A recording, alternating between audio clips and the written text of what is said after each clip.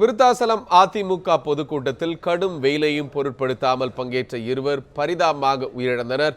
10க்கும் மேற்பட்டோர் உடல்நலக் குறைவால் அரசு மருத்துவமனையில் அனுமதிக்கப்பட்டுள்ளனர். கடலூர் மாவட்டம் விருத்தாசலத்தில் நேற்று நடைபெற்ற அதிமுக பொதுக்கூட்டத்தில் சுட்டெரிக்கும் வெயில், குடிநீர் பற்றாக்குறை, கூட்ட நெரிசல் உள்ளிட்ட காரணங்களால் பலருக்கு உடல்நலக் குறைவு ஏற்பட்டுள்ளது. அவர்களில் குறிஞ்சிப்பாடியைச் சேர்ந்த ஜெயமணி, வடக்கு வெள்ளூர் பகுதியைச் சேர்ந்த லோகநாதன், வில்வப்பெருந்துறையைச் சேர்ந்த ராமஜெயம் மற்றும் காடாம்புலியூர் பகுதியைச் சேர்ந்த செந்தாமரை கண்ணன் ஆகியோர் விருத்தாசலம் அரசு மருத்துவமனையில் அனுமதிக்கப்பட்டுள்ளனர்.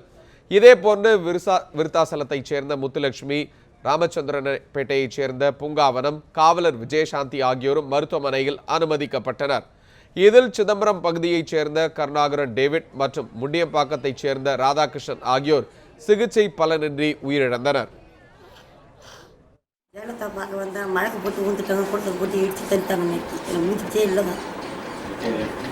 எனக்கு குழந்தை தெரியாது, ஊசி போட்டதும் தெரியாது, குளுக்கோஸ் சேர்த்ததும் தெரியாது, உயிரே போயிடுச்சு. தண்ணி குடிக்க இல்லைங்க. யாரோ ஒருத்தர் போனவங்க தான் வாங்கி அந்த மூஞ்சில் அடிச்சு தண்ணி கொடுத்து விட்டாங்க. வேறு ஒன்றும் இல்லைங்க. எனக்கு யாரும் இல்லை. நான்